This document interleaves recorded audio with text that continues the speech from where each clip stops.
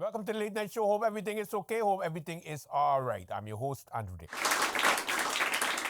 All righty, kids, what's happening on the lovely island of St. Martin? We begin with the news of the prosecutor's office. Well, the national detectives made a big arrest this morning when a civil servant was arrested for fixing appointments at the civil registry. So apparently, when you go to the government building, you have to make an appointment to go see, to get an ID card or a marriage certificate or book your wedding or all kind of thing, right? When you go to the government building and you need a appointment. Apparently, this employee was fixing appointments earlier or taking money and basically getting documents for persons who use the civil registry. So the national detectives this morning arrested a civil servant at the government administration building. Now, whether it was home by the person or by the government administration building, that's a different story. That wasn't said in the press release, but the prosecutor did come out with that information earlier today. In some other news, the Member of Parliament of the No Party, of course, the one and only Lyndon Lewis, was on the breakfast lunch with Lady Grace earlier today. And a lot was discussed. The traffic situation. Of course, the traffic situation continues to be one of the hot button issues on St. Martin. You also have the issues with government, how government doing, and so on. So it's a pretty interesting interview. We have the highlight for you. Take a look. All right, yeah, it's time now for the breakfast lunch. We're a little bit late here, but we're just waiting for the MP to catch his breath. Caught up in traffic again, MP? Well, traffic, not only the traffic, but also parking. Yeah. It's also, there's some potholes there in front of the old government administration area. So people actually drive very, very slow. Okay. So I was close to my parking and still far from the parking. So, I mean, you got your hands full. You got Yes. something for you to fix now. Yes. Something Yes. to talk about in Yes. Parliament. All right. Now, my guest this morning, of course, to my viewers on Facebook and, of course, to the radio listeners that I mentioned earlier this morning, will be the Member of Parliament, the Honorable MP, Lyndon Lewis. He's also the former Minister of Justice. MP, how you doing again? Yeah. Thank you. I also was the acting Minister of Education, Culture, Youth and Sport as well. I cannot forget. We cannot forget to remember the people of the education system. Yeah. That is also one of our first pillars of our foundation called St. Martin. Yeah, the Orania School recently celebrated Yes. their 175th year. It was, and it was a beautiful celebration, even though members of parliament were not invited. I got whiffed of it, and of course, as the former acting, the predecessor of the current, I think it was important that I was there to celebrate such a momentous event. Not only that, if my grandmother was alive, she would have been in her 90s today, and she also attended the Orania School. Oh. I also attended the Orania School. Okay. So it was very important that I did attend that event. All right. How Yes. was the experience growing up and going to the Orania School? Beautiful. Yeah. Especially missing Miss Esther from right across the road. Yes, it was everyone. Every time it's lunchtime, the teacher would ask who needs to go buy something from Miss Esther, and I was one of them. What did she sell? Miss Esther sell hot dogs, hamburgers, all snacks for kids. So we all always look forward for asking us who needs to go by Miss Esther. Right. So your parents will always give you a little change to go across the road to buy your lunch. I remember there used to be a hot dog stand there. Yes. This gentleman and his wife. Yes, that's Miss Esther. Oh, that's Miss Yes. Esther. I never heard her name because she hardly ever spoke, so I never Yes. knew her name. Yeah, I used to buy hot dogs there too back in the day. Yes, and I never, even as an adult, I would always, once I'm in Phillipsburg, I would always go there and buy. So they are both really missed from that location. Yeah, that is Yes. true. Now, MP, let's talk about recently what's happening here. That you were recently pictured on social media. Yes. I saw a photo of you on social media on Facebook, among some residents of Swaliga Drive, Pond Island, whose homes were being demolished by the Ministry of Romi, and after they were notified Yes. following a court ruling related to the long lease of the property. Now, the occupants, again, like I said, were notified as early as September 2025 to vacate the property. And how many tenants, persons, actually residents, I should say, You also were, based on the, let me try to formulate this real quick before I go all over Yeah. the place with this. I want to be very careful what I say here. They received due notice to vacate the Yes. property. All right. When were you called, notified of what was happening? I was notified last week, Lady Grace. So it was an emergency meeting that was scheduled with my person. The individuals wanted to meet me. We did not meet on that particular date, but the date my press release was issued was the second day thereafter. They explained me the situation, and I saw comments on the Facebook pages on the post that these people were paid out, these people were this, these people were that. This is a total different area and a total different setting. This does not have to do with the government long lease land that the government had battled with, and then the NRPB or the trust fund, whatever it was, where they got paid. This is a whole different group. From the minister's article, because I was trying to reach out to the minister of Vromi, also I met also with the minister of health last week regarding this issue. My point was not that the people are right and have the rights to remain on someone's property. My investigation was based on when were they notified. According to the minister, he said September. But I did note it in the press release that the individual sent a request for a meeting and outlined their grievances to the Minister of Romi, to the Prime Minister, and also the NRPB Director. In reading this, they wrote 2 letters. They did not get any response from the Minister of Romi, nor from the Prime Minister, or haven't they heard anything from the NRPB. What was in the letter? The letter basically outlined the situation where they're living, and basically the notice, etc. And some of them also don't have, they want to relocate, so they were looking for proper timing to do so. I also met an individual who said, listen, I got a loan of 25,000, also local. He said, I was building my stuff. He said, and as you can see, I am removing my things. He also removed, he's taken off all the panels because they're basically new material. So he just need adequate time in order to move. But Vromi basically comes there and they just started to crash everything. He said they received the documentation like today, and the demolition also started the same moment. Wow. And that is where they basically told me, I can only go based on what they tell me. I'm hearing another side from the government. What are you hearing? Well, I just read the document or the news article from Minister Patrice Gums that is stating that the individuals was notified in September. Correct. Now I'm saying, how were they notified? Because they show me a notice. It doesn't have a signature by the minister, and they're explaining them about 2 court rulings that they had. But nothing official was given to them, even though the property, if they're squatters, the property is not theirs. I think it is advantageous for you to just go in, because I saw machines, for example, washing machines, fridges, and all those things were basically looking new when they started to demolish the first section there.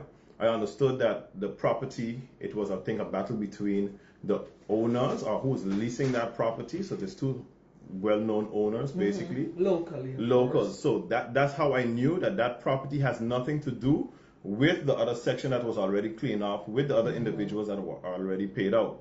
I'm talking about what type of notice you actually say. Now I have to take the word of the minister that is stating that, oh, these people was notified from September. Some of them already started to relocate. Some of them didn't. Some of them also have different impairments. We're talking about 40 individuals. 40 individuals. About 40 individuals that has homes in the back there. Right, let me ask you, so how did they get running water and electricity? Shouldn't the owners of the property also be held accountable? Because for you to actually, for a person to actually receive water and electricity, there has to be notice of basically that the property or the home belongs to an individual, that you can get a permit to actually have electricity. What I've seen, I don't really know if they had electricity and water, but what I've seen also, some people have drums, etc. But that's a health hazard too. Yes, it is a health hazard. And that's why I went and I spoke to, because speaking to the Minister of Romi, speaking to the Prime Minister, was only to give the people more time to leave or relocate from the area. Not that I am saying that they have rights to stay on anyone's property, but it has been a battle in court apparently between government and the actual owners. Now the final verdict was given. Now the individuals have to leave. but you just can't kick, even if you are renting your own home and somebody's not paying rent, there's procedures to remove the person from there. In a humanitarian In a way. humanitarian way. So I spoke with the minister of, that article will come out soon, with the minister of health and social development, because it is a social issue. And my question to the minister, do we have any social homes? How, if these people can approach the ministry on getting social homes, and what are the requirements, etc. And plain out, Lady Grace, St. Martin opted to become a country within the kingdom, but we were not prepared because we don't have social homes. And I also was notified by an individual about the social homes that I don't know if it's the Weavers Estate, I think it's in Colby. Okay. Behind Tackling gas station over there. There's a bunch of those homes as well. People were also squatting in them. They're not repaired. I also spoke with the Housing Foundation as well, where I'm going to schedule a meeting with them pertaining to how much social housing do we have, how much you think is projected, because they have applications with individuals, because the individuals are contacting me moreover for assistance to speak to the Housing Foundation to assist them, to assist on their behalf. We have a social issue. We don't need to have much more individuals on our streets homeless. And if the immigration department also have the adequate resources to protect our borders, we wouldn't have had this issue if some of them are illegal. But also, these individuals not only illegal, some of them are residents, permanent residents. Some of them are also Dutch individuals also residing there, whom also explained to me, yeah, but we didn't know this last year during the period of election when individuals was inside here campaigning. Elected officials in the highest office as well. So, but today, now, they can't get anyone. They're writing a letter. Give them the audience. Not just a notice document that today we're going to start demolishing or whatever. And when they start to tape, then Vrami leaves. Wow. This is what was explained to me. That's the reason why I went on the site. I have to assess. I can't just go based on what you're telling me. Let's see what's going on. Yeah. I'm a leader in this country, and I think you have to give the people some type of attention. I think that is the reason why we would like to get the people's attention during the election period. But when that is settled, we're in office, we forget the people. I do understand that my St. Martin people, the locally born and raised, I understand your sentiments when it comes to, oh, they should know better. Oh, weren't these people paid? No, these individuals were not paid. This is a whole different type of situation that we have, and I think it should be dealt with in the most humane manner. Because again, those are the other people you want to put on the street to become beggars as well. The government should have done what they had to do in the first instance when they noticed these people started to build on the property to block it off. But we didn't. So you're saying they're fully aware of what was happening, that they were starting construction. Yes. But here's a kicker now. Who were they paying rent to? Some of them are not even paying rent. Some of them are those who just partitioned off an area. Squatters. Squatters. They started to live there. Yes, and one of them who had a container there, he told me, my house container is there for over 10 years. Oh, okay. Undisturbed. Okay. He said over 10 years, and all of a sudden they come in to break down and do this. He said, I personally didn't get a notice, and this is also a Dutch individual. This is actually a voter. So it's not that, and then of course he's assisting others because he was living there with his girlfriend. He got more kids, so then he said we had to relocate from there. Yes, so he's also assisting a family member to remain there, pending that they also can get themselves in order. So it is like again, I will reiterate, I never said that the people are right for squatting on someone's property, because I wouldn't like no one to do it to me. But of course, there are ways to deal with things in a very humane manner in order for the persons to relocate. They are not the individuals that got paid out from the other section of Pond Island, where government is going to do whatever their plans are. Okay, all right. Now, MP, you recently came out with statements in the media concerning the chaotic traffic situation on the island, like a lot of other members of Parliament. Lyndon Lewis, Member of Parliament of the No Party, on PJD2's breakfast lunch earlier today. Welcome to the Late Night Show. We have a good one for you. We'll be right back. In 2025, he trusted us with more than projects. He trusted us with moments, stories, and memories. Thank you for letting Focus Forward be part of your journey.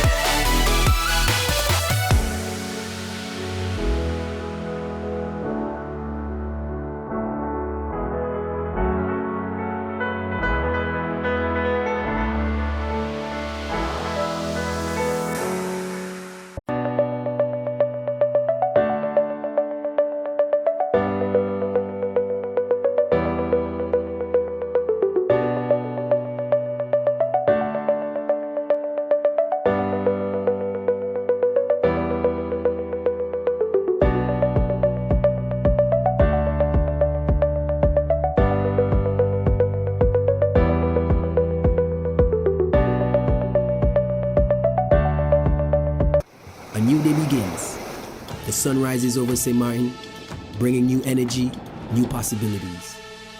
This island was built on resilience, progress, and the strength of its people. Our connection is what moves us forward. It links our communities, our businesses, our families. From the heart of the island to the shores beyond, we've connected St. Martin. From every street to every home, this network was built for St. Martin by St. Martin hands. Connection isn't just about signals, it's about people. This is your island and your network recharged. Proudly local, we're here for today, tomorrow, and every milestone ahead.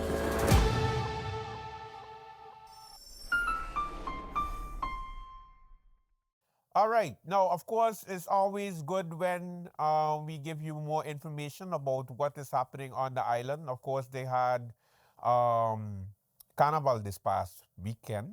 The St. Martin Carnival, Friendside Carnival started.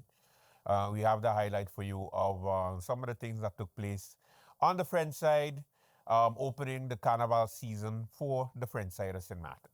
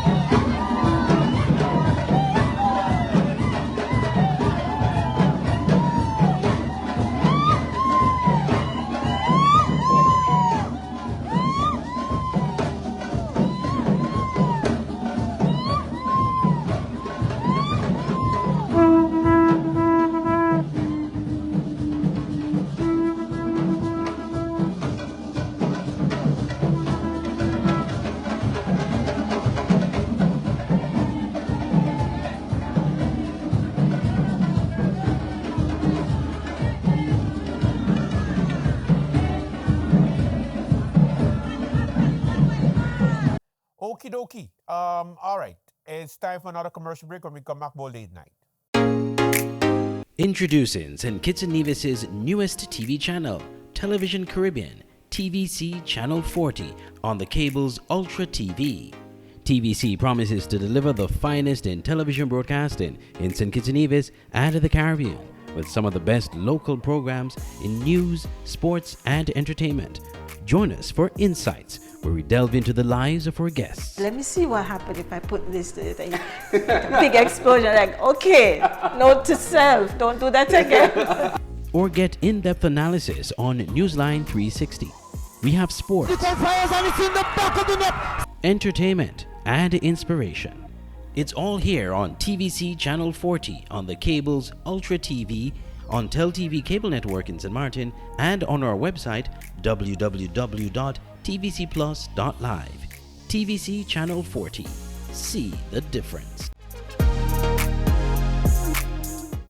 Now it's time to take a look back at what took place in this throwback. We always bring you the throwback, giving you information as to what took place in St. Martin before and how relevant it is today.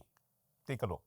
My message today about Khalil and Cecil breaking ties with the USP party is another one of those fake information from Andrew Dick. So when you see late night show attacking the USP and attacking me to destroy my image, remind Andrew Dick when he was half naked and everybody making video, making fun of him. And none of them to put a hand there and pull him on board to get the ass clean. Today he working big time job with TLM. Okay? Everybody who's part of the clique of Rolando giving him sponsorship on the show.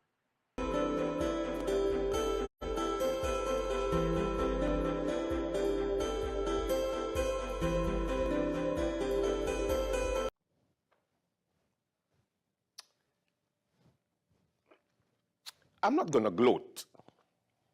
First, let me welcome you to the Fakest News late night show with Andrew Dick. I'm your fake host, Andrew Dick. Now, back in January, I remember the late night announced that 2 members of the USP, the United St. Martin Party, are looking for a different home. And I was ridiculed by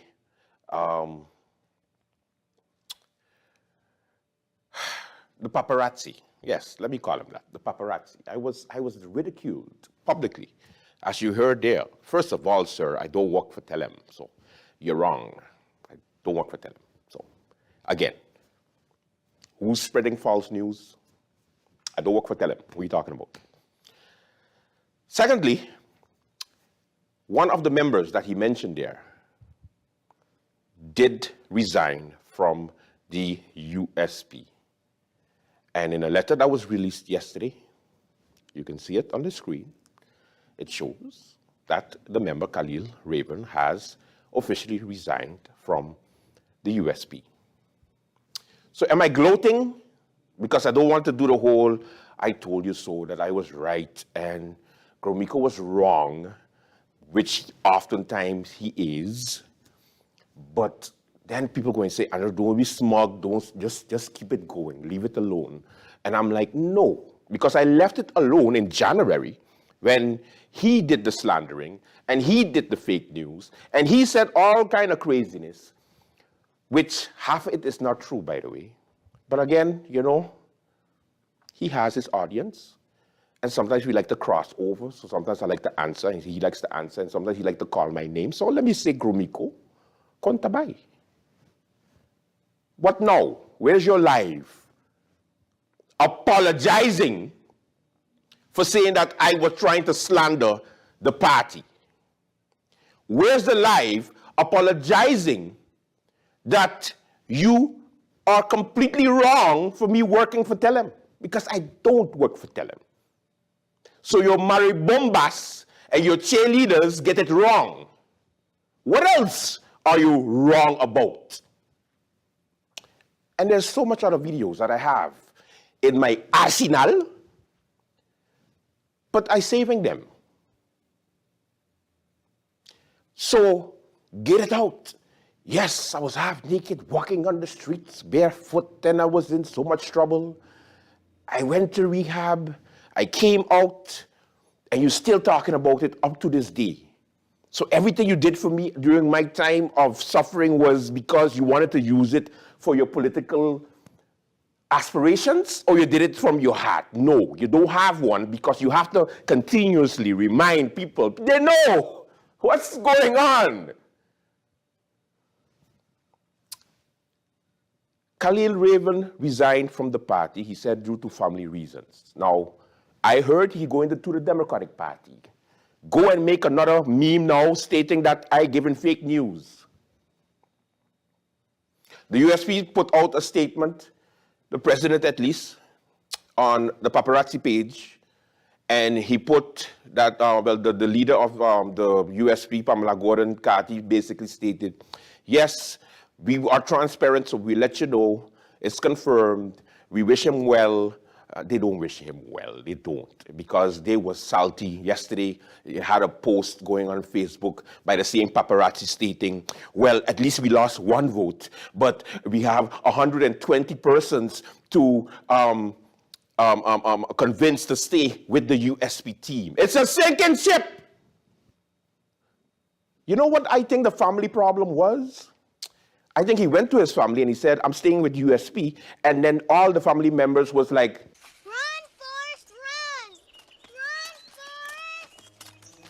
run, Forrest, run! Anyway, I just don't like the fact that if you don't know, shut the hell up. If you know, open your mouth. And if you're wrong, apologize. I hate to apologize. I hate it with a passion. But I would still suck it up and go like, okay, I guess I was wrong. Sorry. Next. But no, I like to be wrong and strong. Anyway, the late night does not work for anybody. It's an independently produced show that airs on TV 15. It's not owned by Telem. I'm not an employee of Telem. So this is the information. This is like he should stick to just crime reporting. That's what he was good at. Politics, no. Horrible. Horrible. Politics ain't for him. Somebody tell him no. Be his friend and tell him. Because I will show any friend no more. Because that is the type of person he is. He helps you, and then later on, he then brings it back. Those are the type of people you have to stay away from. But no, elect me. Public servant, my ass. Anyway. Go and go interview my baby mamas and all of the so-called things that I've done to people. Like, please, like, get over it. Paparazzi, stick to crime reporting. Politics, not for you. If anybody ain't tell you, I tell it to you. You know why? Because the late night does do politics on a daily basis. So we know. Anyway. Now that I got it off my chest, and I promise I'm not barefoot right now, let me continue the show. So, when it comes to the Council of Ministers press briefing, it was an interesting sight because the Minister of Justice was present, but she did not do any opening statement. So, of course, everybody in the press wanted to know, what is she going to say? Will the police officers get their money this upcoming Friday? Because Friday is the deadline given by the union and the police officers, the justice workers, for them to get pay, for them to get their pay. So, everybody wanted to know what is going on with the Minister of Justice. Are we going to make the deadline? And she was so enthusiastic and happy to answer the question. Take a look. My first question, Minister of Justice. Minister Richardson, over the past weeks, we have seen go slow. We have seen all kinds of statements, read all kinds of statements made by the police because they're basically fed up and waiting for their payment. Now that the Council of Ministers have taken an emergency decision and decided to pay these workers, can you tell me exactly when they will get their first payment? Do you believe that the ministry will meet the deadline given by the justice workers just until Monday or Friday this week? Will they be able to get paid by then? Thank you very much. Good morning to my colleagues and to the press and to everyone who's tuned in. Definitely the staff has adjusted themselves to be able to process this decision from the Council of Ministers. We have to still remain realistic because we know within our government structure everything has a process. However, we are doing everything that we can to be able to see to it that the agreements that have been made will be met in a timely manner. So that's the most that I can give at this time. Everybody's doing their utmost best to be able to get it processed. Thank you. Oh, she looks so salty, boy. She look, wow, take it easy, man. Like not even a smile. She was like, yeah, okay, next. Like, oh my God. So of course, you know, BB, SMN News, she asked again for clarification. Regards to the payment, as I mentioned before, all persons, all hands are on deck to process same. Can I tell you that it's going to happen on Friday? It takes the cooperation between the Ministry of Justice, Ministry of Finance, signing, and so forth. And everyone is aware of that. Sorry? I know it needs more than that, but I'm just saying that it requires the collaboration. And as I indicated, I recognize and we recognize where these demands are coming from. Persons who do not operate within the apparatus of government is requesting that things be done within their realm of time. Nevertheless, I think the Council of Ministers have shown that we really want this situation to be resolved. We understand the frustration of the staff. It's not that persons are not willing or don't want to, but it is a case that proper channels have to be followed. Nevertheless, we are doing our utmost best where that is concerned. So basically, it means maybe, maybe not, but they're working on it. And you notice he said the Council of Ministers, not my ministry, so just in case everybody gonna have to take the blame. But just know this, the justice workers are patiently waiting until Friday. However, I've already heard that if they don't receive their money by Friday, this upcoming Friday, in 2 days, Juve going to be in some serious trouble. Serious trouble.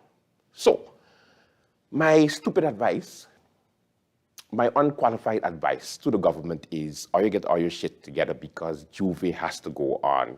People will remember that forever. And you will go down in history as the worst of the worst government of St. Martin. For sure, for sure. So fix it quick. All right, what else? Oh yeah, one more thing. The police officers were informed today via email that the off-duty officers are not allowed to enter the festival village with their badge. Now, let me explain. Usually, as a tradition, as a nice courtesy, because the police officers take care of us throughout the year for our safety, yes, they get paid, but as a perk, just as a perk, you can just show your badge at the entrance of the festival village when Carnival goes on, and then they let you in for free because, hey, the more police officers we have in here, off-duty, on-duty, the better it is for safety because then, you know, they already come in for free, so you have like an unpaid security guard without, you know, them being a security guard. Understand?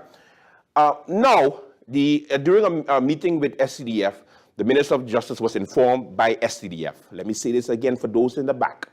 The SCDF, the St. Martin Carnival Development Foundation, told the Minister of Justice that from now on, they started a new policy, which includes that off-duty officers are not allowed to come into the village and just show their badge, their police badge, and walk in. From now on, they have to pay like everybody else. So, of course, knowing the Minister of Justice, she didn't fight for her staff, and she just said, okay. And she told the Chief of Police to let the officers know that if you're off duty, go and pay like everybody else, and then you go in the village. And everybody I know going like, yes, they should, because I pay, they gotta pay. Yes, yes. However, if something happens in the village that has to deal with a fight or a shooting or a stabbing or an incident, and an off-duty officer that just paid $45 or $75 or $85 walk in like everybody else, what do? Do they close their eyes when something happens because I paid for the show, so I just a normal civilian, don't look for me? Or do they have to go beyond the call of duty and then turn into a police officer, de-escalate the situation, and then go back to being a paying customer in the village? We can't have it both ways, guys. So, is it a good move for SCDF to antagonize the police officers right now by basically telling them that pay for the entrance to the shows or don't come? You think that's a right move? Hell no. But SCDF, again, they do what they want. And they think they could put it on the Minister of Justice because she has so much heat on her right now. So everybody's going to agree like, oh, yeah, you see Anna again. Oh, Anna again. No. On this side of the coin, it's SCDF again. Carnival Development Foundation don't care about the police officers. But yet you congratulate them for coming out and having the jump up and coming to the rescue and securing and de-escalating situations when they're off duty in the festival village. The hypocrisy. Anyway, it's getting hot in here, literally. That is it for the Late Night Show. Thank you so much for watching. Don't forget, for Focus Forward Media, make sure you check it out on Facebook. And also like, subscribe, Late Night, and make sure you stay tuned as to what is happening on St. Martin. We'll see you back tomorrow. Have a good one. Bye-bye.